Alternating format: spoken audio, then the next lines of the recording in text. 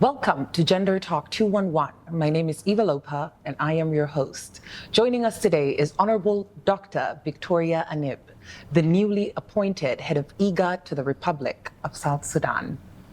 Honorable Dr.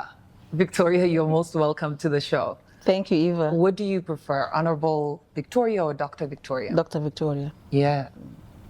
Does it mean more? It does. It's hard end. Yes. Okay, well, how about we start there? Take me all the way back. There's no problem. Before we get to IGAD, take me all the way back of where it all started.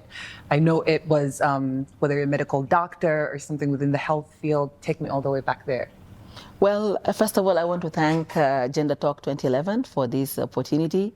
I'm one of the fans of this show, and I've been watching it online. Thank you. And I'm inspired by the women who have been hosted in this program, their stories, their contributions. It means a lot to me as a woman. I'm a medical doctor by profession, public health expert. It all came when I was young, and I really wanted to be a doctor. And as early as in primary school, my dad, my uncles, they started calling me doctor. So I had role models like Dr. Priscilla Nyanyang, who comes from my hometown, and Dr. Victoria Yara Rokachwal, which I share the name with, my namesake. Though she wasn't a medical doctor, but she's one of the women who made it in education and made it in politics. And that time where women were not known to be in those spaces, yes, she made it, despite the patriarchal society, despite the fact that by then not a lot of women were in leadership, but Dr. Yara Rokachwal made it to be an eminent politician and well-known among her peers by then. Dr. Priscilla Nyanyang, being from my hometown, someone I really respect, may her soul rest in peace. She's been an inspiration to me, and she has been a role model to me. Also, my cousin, Dr. Rose Costa, Aja Costa, is a medical doctor as well. She's my big sister. She's also someone I've been looking up into, and when I was as young as in high school, she made it to be in medical school, and these are my inspiration, and these are the people I wanted to follow. Another person, role model to me, is late Mary Srisio Ero, who was the first TV presenter by then in Sudan. And every time I see her presenting in the news, I admire her eloquence and her elegance, and that also pushed me into media. So at some point, I was also doing media program. I was presenting a health promotion program on SSBC as the doctor, which then changed to My Health. And I took the inspiration from late Mary Srisio Ero. Her daughters were my colleagues at school, and these are the women that have really influenced my life and shaped my life. My family and my uncles have encouraged me to go to medical school, and I struggled and I did my best to enter medical school. Worked in the medical field. I was forced to go to Australia as a refugee, so I did my internship in Australia. After a struggle of qualifying and doing the qualifications exams, which are very tedious, passed my exams and worked as an intern in Modbury Hospital. In fact, I featured in a SSBC channel on successful stories among refugee communities, which was also inspiring to other young ladies and young people from South Sudan by then. I worked in Australia for a number of years, but because of my passion to my country, I wanted to come back home. So I came back for the independence celebration, 2011. Before Australia, you were in Sudan? I was born in Sudan. I was born in Sudan in Khartoum. I did my school in St. Francis Catholic School. I did my intermediate and high school at the Catholic Sisters School. These are Comboni missionary schools, and I went to Ahfad University for Women. That also contributed much to my, my roles and the current work I'm doing, because Ahfad University for Women is a leading women university in the whole of Sudan. During my studies, we were taught about women education, women empowerment, and women studies as a compulsory subject. We also had to learn population education as a compulsory subject. And I still remember how we were forced to do SIDO as an assignment before graduating as part of women's studies. So that university by itself has also contributed to shaping my, my current work and roles that I've been holding, and most of graduates from Ahfad University currently are contributing effectively to South Sudan. Many of them are working in the NGO sector, in the government sector, and they have taken up leadership roles, I think, and that comes from the kind of education we had by then. I mean, Ahfad that time was like the Ivy League school for women in Sudan. Exactly. So yes, it's no surprise that many successful women came out of there. So you're in Australia, you come back to South Sudan. This is during independence. 2011, I came for the celebration. I attended the celebration of the independence. I went back, and 2012, I decided to come back home, and I've been home since then. Wow. Did you know that you will stay at home? I knew I will stay. Okay. I knew I will stay, and in fact, challenging what people say, that people who have other passports normally run away when things are bad. I was here 2013. I was also here 2016. I never ran away. I was here, and in thick and thin. Here. Yes. Through thick and so thin. Those who always say that, oh, those who are holding two passports run away, no, we did not run away. I was here in 2013. In fact, my kids were evacuated, and I remained behind. And after that, after the war settled in 2013, I went to. Actually, 2013, they were here. They went back to school in Uganda. In 2016, after the other conflict, they were evacuated, and I refused to be evacuated because I told them I'm a government official. By then, I was in the Ministry of Health working as HIV director. And I mean, it's a shame for a government official to be evacuated simply because I'm holding another passport. Doctor at that point. So I remained behind, and the kids went back to Australia. They were obviously traumatized from the two conflicts, but that gave them also a lot of motivation. And my daughter is a poet, she's a writer, so it has changed the type of poetry. So all her poetry was on peace, on war, South Sudan. It has influenced the way she's writing. But they came back again, and there's so much attached to this country, despite the fact that one was born in Egypt and one was born in Australia. They're very South Sudanese. Yes. You mentioned being the Director General for HIV AIDS at that time, and then you became State Minister straight after this role? Yep, I was the Director for HIV department at the Ministry of Health, a role that I love so much because I've done a lot of work back in Australia in sexual health. In fact, I was a member of the ASHM, Australian Society for HIV Medicine. So when I came back to South Sudan, I worked in private facilities, but then I joined the Ministry of Health as HIV director, and we did a lot of work with our partners in terms of the fulfilling the mandate of the Ministry of Health in the health sector response. And we tried our best to increase the number of facilities treating HIV and enhancing the PMTCT, prevention of mother-child transmission of HIV. And I think we did do a lot of work by then. In collaboration with the South Sudan AIDS Commission, which is the political wing of which is also doing the advocacy part and the political part. Tell me about being State Minister of Health. I was a State Minister of Health for a short period of time, less than a year. Yes. Yeah, it was during 32 states, and it was good to be home because though I come from Lake State, I was born in Sudan, raised in Sudan. So it was good to be home, to be with my people, and to serve my people, despite the fact that it was a very short period of time. But it was worth it. How different was it to serve within the state than when you're doing your roles here in Juba? How different was it? It's very different. It's very different in a sense that the facilities are not well equipped. There's no much support given to the states, majorly depending on donors and even the ministry itself. And there was a lot of challenges that you have to face, and even the salaries, the payment is not like as expected. But then coming from that background of living in the Western world, you'll find things are very difficult.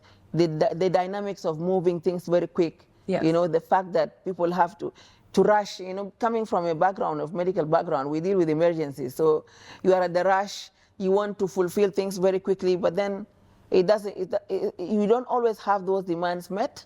And you just have to take it easy on yourself and go with the flow at times and try to maneuver and try to accommodate every situation, I would say. Some of these states, or many states, still face the same challenges or the same problems. Right now, what would be your advice? Well, during that time, there were so many states. 32 states were so many. Yes. And it was like dividing, you know, one cake into so many pieces. Correct. And there was one budget for Lake State, and then divided into 3 states: Eastern Lakes, Western Lakes, and Gok State. So, and the other states as well. So, in terms of resources, it was challenging.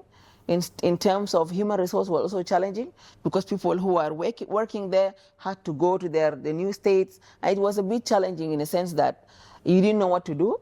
And my advice to those working in the States is things could be very difficult, but it's important to adhere to ethics of work and try to be innovative in your approaches, and, you know, try to work with the donor community and the partners on the ground, because at times we are a bit harsh with our donors. We are a bit, you know, we ask too much from them, not knowing that at times these are our responsibilities as a government. Yes. And they're supposed to be just filling the gaps, not doing the actual work for us. So that sense of entitlement sometimes is not very, you know, it's not very good. And it's important for us to understand that our donors are there to support us. They're there just to fill the gaps, but not to do our work. Yes. We do have our obligations as a government that we need to fulfill. Very nice. Yeah. Before we go for a short break, I'm just wondering, did you always know that this would be the position you're in today? Did you know that you would be in positions of leadership or play that role for people, or even public service? I mean, doctor, yes, but public service, a part of the government. Did you? I never knew I would be there, but from my background, from my training, especially at the university, being an empowered woman, being someone who has been taught leadership at an early age, I wasn't surprised to take up in the leadership role. Because it started from the family. When I was as young as at the age of being in primary school, my dad has to give me tasks as taking care of his car. He had a car that's used in public transport, a taxi. So I have to record all the income, take out the fuel, take out money for the driver. So I had to take up leadership role at a very young age. And I think I thank my dad for that. He's giving me that opportunity and that trust. And I think that has shaped my future, yes. my current roles that I've been taking in different places. How challenging was it? It's very challenging. Very challenging, juggling work and family and the patriarchal society we're in. Being a woman leader is challenging to some people, especially some of our brothers. So you have to deal with a lot, but it also gives you strength to you know, to focus, and it gives you the strength to succeed in your work and just try to assert yourself in that kind of challenging environment. I know it's not only myself, but many women are facing difficulties in public spaces, and women in leadership are facing a lot. And unfortunately, in our country, in South Sudan, as much as you succeed to be in the top, they always say, it's not because of her skills, maybe she's been backed up. And that's a wrong notion, and it's a mindset that has to change. Some women out there have worked hard to reach those places. They have not been backed up by anybody, and they have done their best to reach to where they are, and they need to be appreciated. They need to be supported. They need to be given the opportunity to excel in their work. Do you know what I'm thinking right now? Every woman that I have sat across from on this show has said the exact same thing. They felt like somebody was backing me up, or it's because of some man, whether it's their husband, their father, or someone that is even a stranger. Mm-hmm. They always think it is someone else and not their own hard work. Because of the mindset, because of the society, because of stereotyping, thinking that women are just women. And surprisingly, when I was the Undersecretary of the Ministry of Health, my colleagues, ladies, were happy and they came to my office. Sometimes they come in and they come and stay with me. So some people were saying, this is office of women. It's an office of women. But I mean, these are my colleagues. These are people I've been with throughout a long journey. If I've become the top civil servant, doesn't mean I have to abandon them. They can come to my office during my break time. They can socialize. I have the right to do that. There's nothing wrong with it. But it was taken negatively by some of our colleagues at work. I had an honorable minister who came and sat across me on this season, and she mentioned how within her tenure within the States, they were more accepting of her as a woman than actually within the city. Was that the same for you? Yes, at the state, I was really accepted.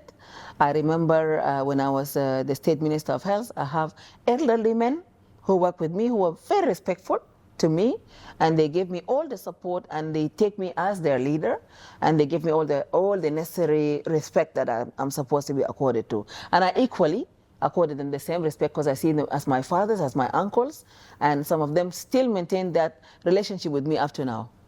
Wonderful. As you mentioned, Undersecretary, we're going to take a short break, and I'll come back to that. We'll be right back. No worries.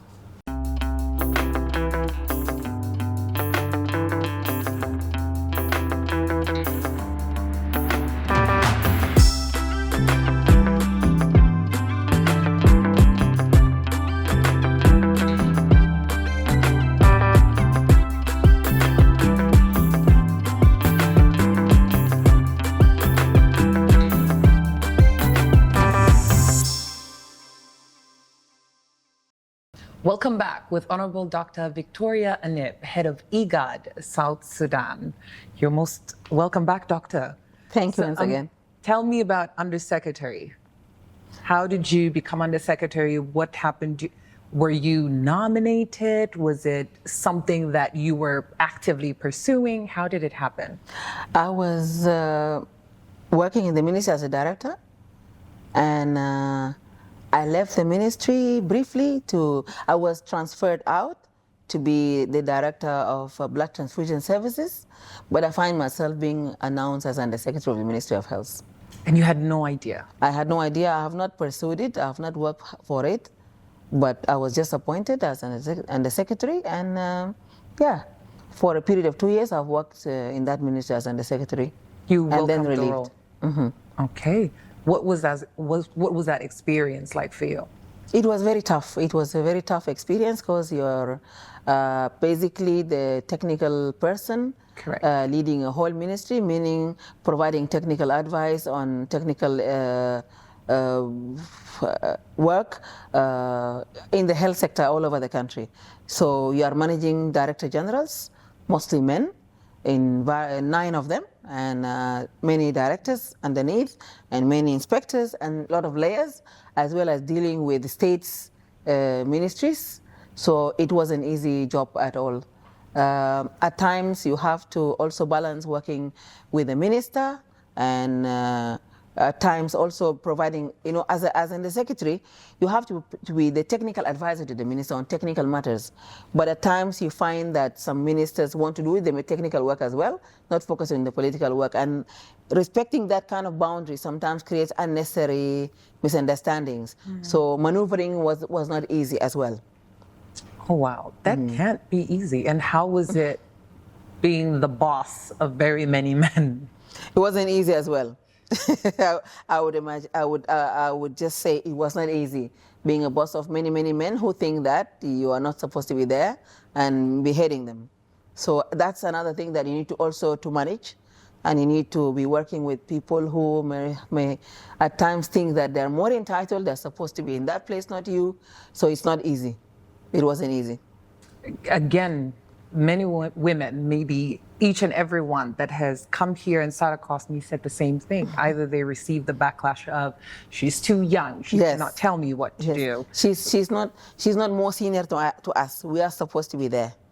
This is the thing that comes up. But then again, you just have to brush it aside and continue doing your work. They will try to, you'll be subjected to name calling, all sort of lies, all sort of allegations, all sort of made up stories just to put you down. But then again, you need to have confidence in yourself, and if you think that you have done the right thing, there's no problem. You just have to keep your head up high and move on with life. And that's what exactly happened. What happened to me. I've moved on beyond the Ministry of Health, because there is life beyond the Ministry of Health. Yes. What do you think was your biggest challenge during that time and your biggest lesson that you carried forward? My biggest lesson is just to be yourself. Be yourself. Be who you are. Don't try to please others. Don't try to do the wrong thing to please others, and be a good person. That was my biggest lesson. And what was the biggest challenge? The biggest challenge was handling all these challenges all together in a pack. At the same time, yes. At the same time. Yeah, that was the biggest lesson. But then it makes you more strong. It makes you more strong. And another lesson is you just have to explore other options in life and move on with life and go beyond this. It's not about a position. You can still support the health sector in various ways and forms. You can always inform policies. You can always write articles. You can always contribute through other people in other way to make sure that you're shaping and working towards the health system you dream to your country. Wonderful. Yep. So immediately after Undersecretary, you left the ministry as a whole, the Ministry of Health. After Undersecretary, you cannot go back to the Ministry of Health again, unfortunately, because you are the top civil servant. So after that, I did consultancies. I did a number of consultancies for other entities in the health sector. And I then applied to a job at IGAD, and I got the position as the head of social development at IGAD Secretariat under Health and Social Development Division, which was a bit it was a bit out of the medical field, but again within the medical field, because I'm a public health person, and public health deals about, it's all about social determinants of health. So my role was education, migration, displacement, climate, and other things, and youth and sports. So I was working under the Health and Social Development Division, also doing a bit of working with the health unit, because it has two units, health and social development. So I was doing both health and social development during the last 2 years. And just recently, 2 weeks ago, I was appointed as the head of IGAD Mission in South Sudan, which is just an additional role to my existing You will role. still be... I will still be the head of social development, and I'm also coordinating a new project called MODIAC, Mobility in the Context of Disaster and Climate Change, which is, I'm coordinating that project as the co-coordinator for the project, working alongside the IGAD Center of Excellence for Climate Prediction and Application Center based in Nairobi. Wonderful. First, let me ask, why IGAD? I wanted to work for IGAD because there was an opportunity. Not only IGAD, I also applied to Africa CDC, and the process of application was very long. So I just had to leave the Africa CDC and join IGAD, because it was I got that opportunity. I was also interested to work in the ESC, and basically because I wanted to keep in touch with the region, and also be in touch with home. Okay. Yeah. Congratulations, by the way, Thank you. For getting appointment as head of IGAD Mission in South Sudan. What does this mean exactly? It means a lot. It means, beside the technical work that I'm doing in social development, I had again also to do the diplomatic part of it, the political part of it as IGAD Head of Mission. There is also sitting at RGMEC, working with Citizen, handling the RRC's file, and working with the Ministry of Foreign Affairs, coordinating, playing a coordinating role between the government of South Sudan through the Ministry of Health and the IGAD Secretariat. So it's a bigger responsibility that requires also a bit of diplomacy, and requires working with many sectors, working with the donor community. Yeah. Is it something that you pursued? I did not pursue it, to be honest. I did not pursue that role as well. It was a surprise to me. I was coming to Juba, heading to the airport, and the secretary of the executive secretary texted me and told me, check your email. Before checking my email, I received dozen calls from colleagues. Oh, so they send it out the same time to you and everybody? Everybody, because the email was sent to all staff.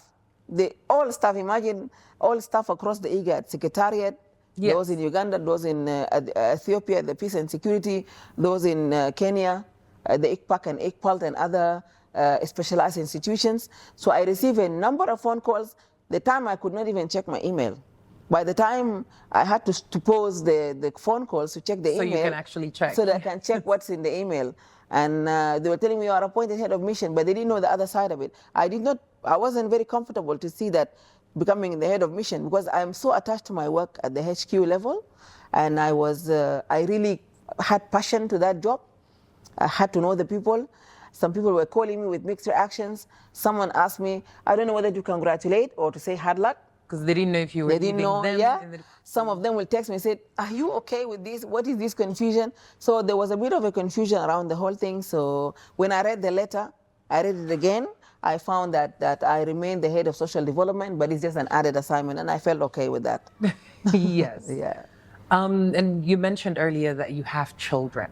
I do. I have 3 kids. How does a woman like you balance family and professional life? It's not an easy, especially when I raised them in Australia, they were a bit young. It was not easy.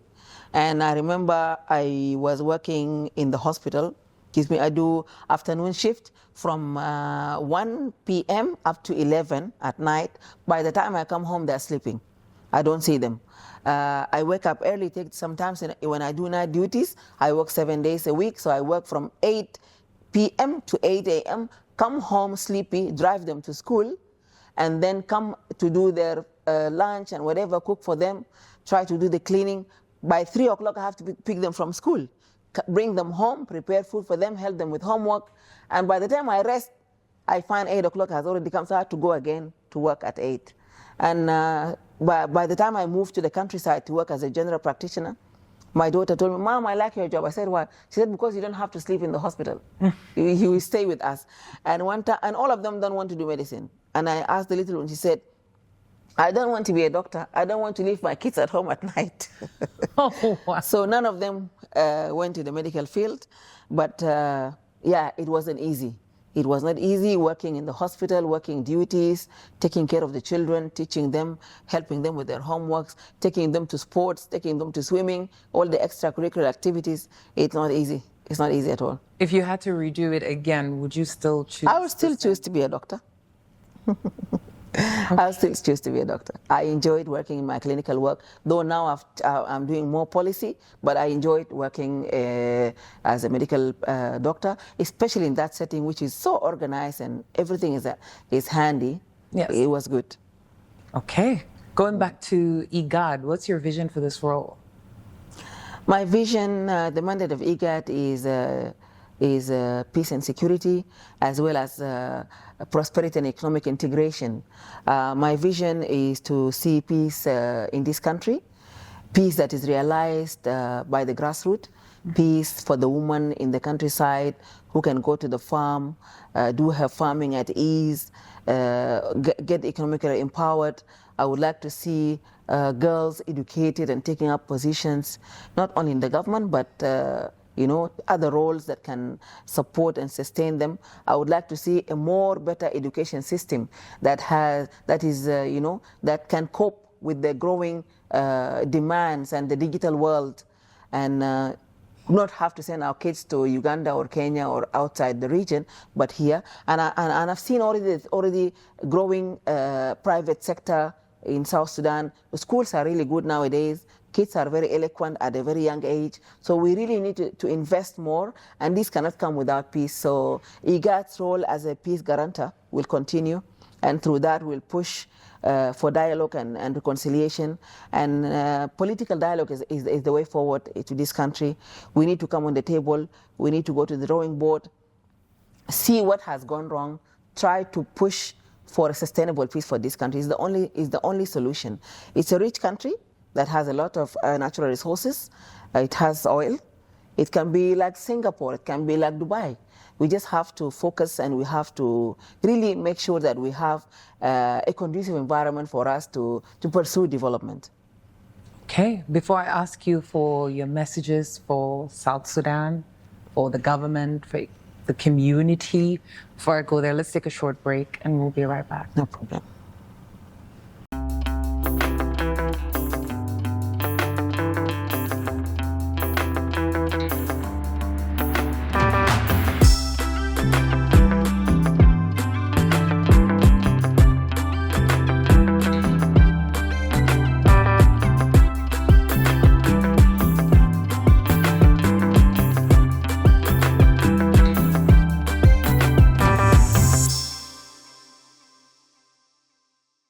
And we're back for the last segment with Honorable Dr. Victoria Anib.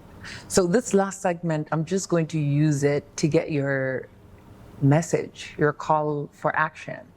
Let me start with women and girls. What is your message to them? And not just as head of IGAD right now, but as a woman who has gone through everything that you shared with us today, being doubted, questioned, fears, patriarchy, being that woman and have gone through that experience. What is your message for women and girls today?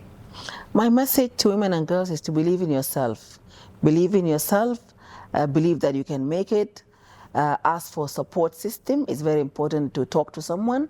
It's very important to have close people that you trust that they can take you through things when things are becoming difficult. Mental health is real. Many women are suffering.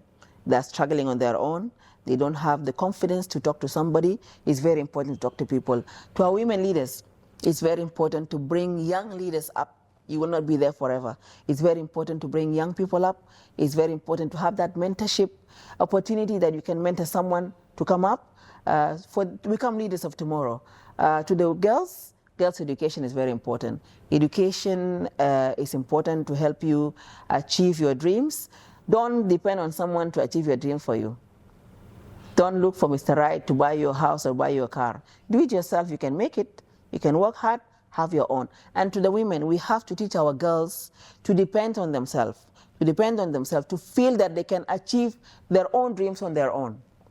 Yeah, that's my message to the women and girls of South Sudan. Wonderful. And then also, what is your message for the community? For the community, unity is power. This morning, I was at a launch event for the action roadmap for anticipatory action, and there was a group called UBC. Unity State Bantu. The group was really good. They performed very well. And that's the beauty of South Sudan. Rich culture and heritage. We are very diverse, but we should use our diversity to unify us, not to disintegrate us and to cause us to not to be with each other. So social coexistence starts from the home. You need to teach your kids about people with disability, to care for someone, to make sure that to treat everybody the same, regardless of their religion, their color, their race, their ethnicity, or their physical ability or disability. It's important to live in social cohesion. Social cohesion is very important for us. Over the past few years, we've had disintegration in our social cohesion. Social fabric has gone down. People don't listen to each other anymore. People have become so ethnic oriented. You only want your tribe. That thing is not taking us anywhere. We need to come together as people of South Sudan. Unity is power. That's my message to the communities out there. Wonderful. And what's your call for action for both civil society and government? For civil society, do the right thing. I see a lot of civil society diverting from the cause that they're supposed to be doing, and that's not good.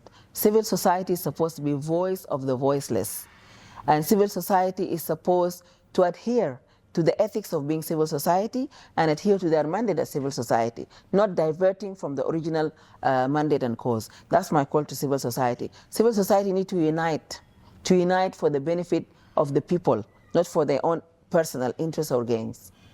Yes. And government? To the government, peace, peace, peace, and only peace is the solution for this country. Dialogue is the only solution for this country. If without dialogue, we would not have reached where we are now. IGAD has been following this thing for a long time. The peace agreement that was signed in 2005, again the revitalized peace agreement, the RRCs, it all came as a result of dialogue. And we need to continue with the dialogue because we don't want war. We don't want to hear the voice of guns anymore. We don't want to take this country back to war, as His Excellency the President always says. Peace is the solution for this country. Without peace and stability, without security in place, we cannot move an inch. We cannot have better schools. We can't have hospitals to treat the sick people. We cannot have development.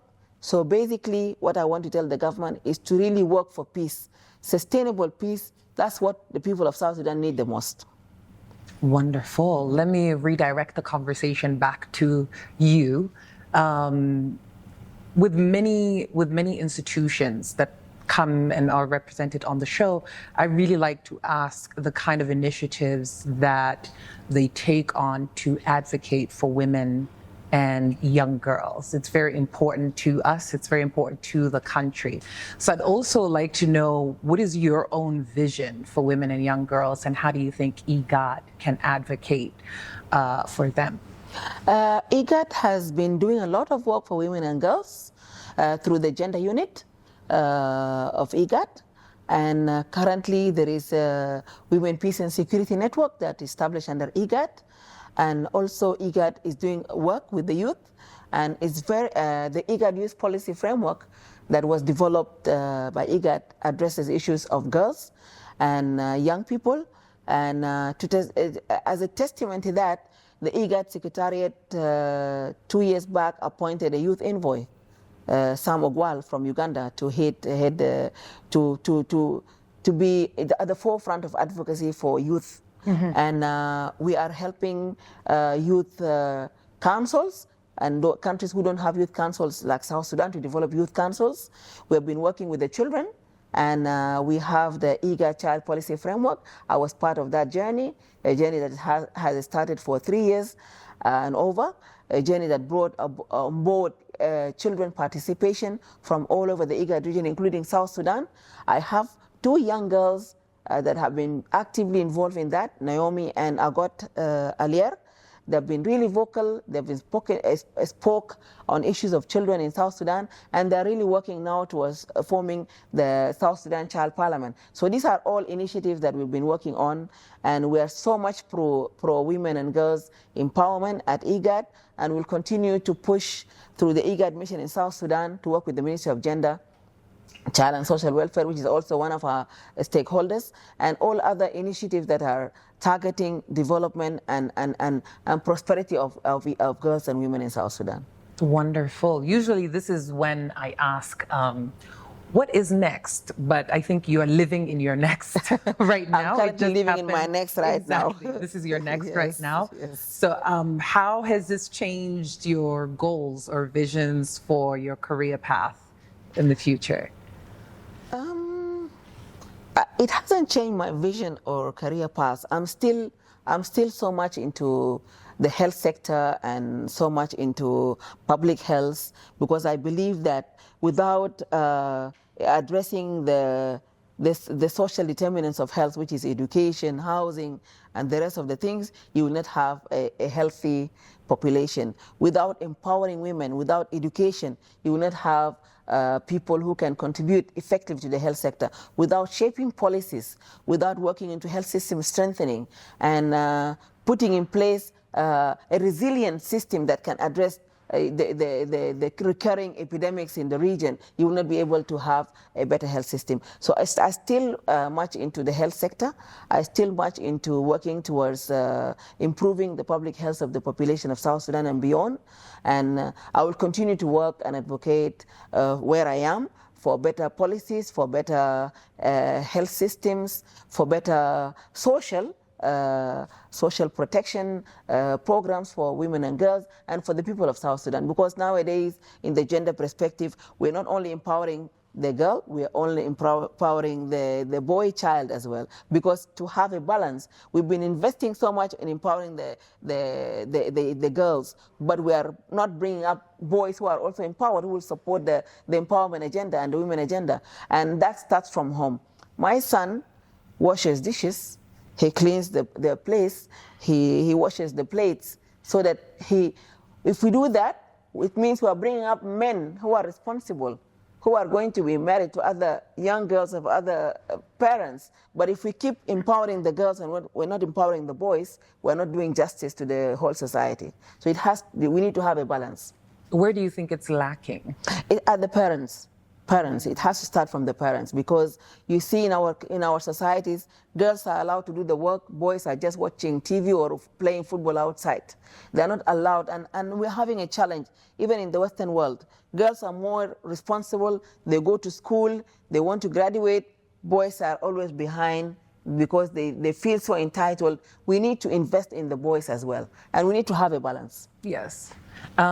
What's your secret to having achieved so much? Some people say it's discipline. I've worked hard. I stayed the course. If it's medicine, then I'm sticking to that. What is your secret? I think self-trust. Trusting yourself is the main secret. Trusting yourself, trusting your abilities, being resilient and coping with circumstances, all sorts of circumstances, accepting every kind of blow and every challenge, changing challenges into opportunities. That's the biggest secret. Amazing. Some of us are here, but we've gone through a lot. We've gone through a lot in life, but this makes us more strong. It makes you more strong. It gives you determination, and it gives you the resilience, and it gives you the push and the energy to do more. Do you think your entire journey has prepared you for this moment right here? It did. It did prepare me for this moment. It did. It was not an easy journey. Yeah. There were a lot of bumps and lumps, but it was worth it. Amazing. Thank you so much for coming on the show. Thank you, Eva. Congratulations once again. Thank you. And I really hope to see you again on the show with more updates and Inshallah. more than 2 or 3 weeks since you've been appointed. There's no problem. And we get to know even more of how much you've done and your achievements as well. I really appreciate you being here. Thank you, Eva. Thank you. Thank you for being here. Thank you. All right, and I will see you next time. This episode is sponsored by Radisson Juba.